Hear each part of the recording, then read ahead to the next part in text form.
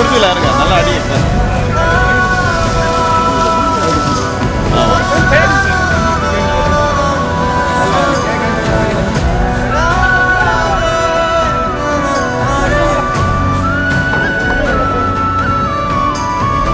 மனிதர்கள் நமக்கு ஏதாவது ஒரு பிரச்சனை அப்படின்னா கத்தி கூப்பாடு போட்டு எப்படியாவது உதவியை வாங்கிப்போம். ஆனா இங்க வாயில்லா ஜீவன் அம்மா அம்மானு 3 நாட்களா கூப்பிட்டும் யாருமே வராததுனால பக்கத்துல இருந்த குடியிருப்பு வாசிகள் இதை எப்படியாவது பத்திரமா மீட்கணும் அப்படின்னு 4 மணி நேர போராட்டத்துக்கு அப்புறமா ஒரு மாடை ஒண்ணு மீட்டிருக்காங்க. அதுக்கப்புறமா மருத்துவமனைக்கும் அனுப்பி வச்சிருக்காங்க. எங்க நடந்திருக்கு இந்த சம்பவம் வாங்க பார்க்கலாம்.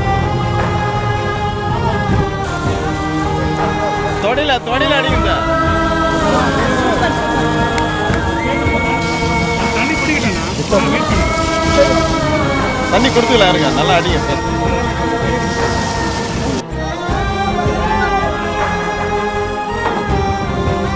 சென்னையை ஒட்டி இருக்கிற நாவலூர் பக்கிங்ஹாம் கெனால்ல எருமை மாடு ஒண்ணு சேத்துல சிக்கிக்கிட்டு இருந்திருக்கு. 3 நாளா தவிச்சிட்டு வந்திருக்கு. இத பக்கத்துல இருக்கிற தனியார் அடுக்குமாடி குடியிருப்பு வாசிகள் 14வது மாடியில இருந்து கவனிச்சிருக்காங்க. எருமை மாடு சிக்கிக்கிட்டு அம்மா அம்மானு கூவி இருக்கு, தவிச்சிட்டும் இருந்திருக்கு. அடுக்குமாடி குடியிருப்பு வாசிகள் அவங்களா முன் வந்து சேத்துல சிக்கி இருந்த எருமை மாட்டை மீட்கிறதுக்காக இறுதியா தீயணைப்பு துறையினர் கிட்ட புகார் அளிச்சிருக்காங்க. புகாரின் அடிப்படையில சிறுசேரி மற்றும் மேடவாக்கம் தீயணைப்பு துறை குழுவினர் அந்த இடத்துக்கு போய் அந்த பகுதி குடியிருப்பு வாசிகளோட உதவியோட சுமார் 200 மீட்டர் தூரத்துல பக்கிங்ஹாம் கெனால்ல சேத்துல சிக்கி இருந்த மாட்டை பாதுகாப்பான முறையில கயிறு கட்டி கரைக்கு இழுத்துட்டு வந்திருக்காங்க. சுயநினைவு இல்லாம இருந்த மாட்டுக்கு தண்ணீர் கொடுத்து அங்கிருந்த புல் செடிகளை உணவா கொடுத்திருக்காங்க. 3 நாட்களா உணவே இல்லாம சேத்துல தவிச்சிட்டு இருந்த மாடோட உடல்நிலை ரொம்பவும் மோசமாகி இருக்கு. எழுந்து நிக்க கூட முடியாத சூழல்ல மாட்டோட பின்கால் தொடையில லேசான காயங்களும் ஏற்பட்டிருக்கு. இதனால ரொம்ப பரிதாபமான நிலையா காணப்பட்டிருக்கு. அதுக்கப்புறமா ஜேசிபி இயந்திரம் மூலமா கரையில இருந்து ரோட்டுக்கு கொண்டு வந்திருக்காங்க. அதுக்கப்புறமா வேப்பேரி கால்நடை மருத்துவமனை மருத்துவருக்கு தகவல் கொடுத்து வாகனத்துல ரொம்ப பத்திரமா தீயணைப்பு துறை குழு உதவியோட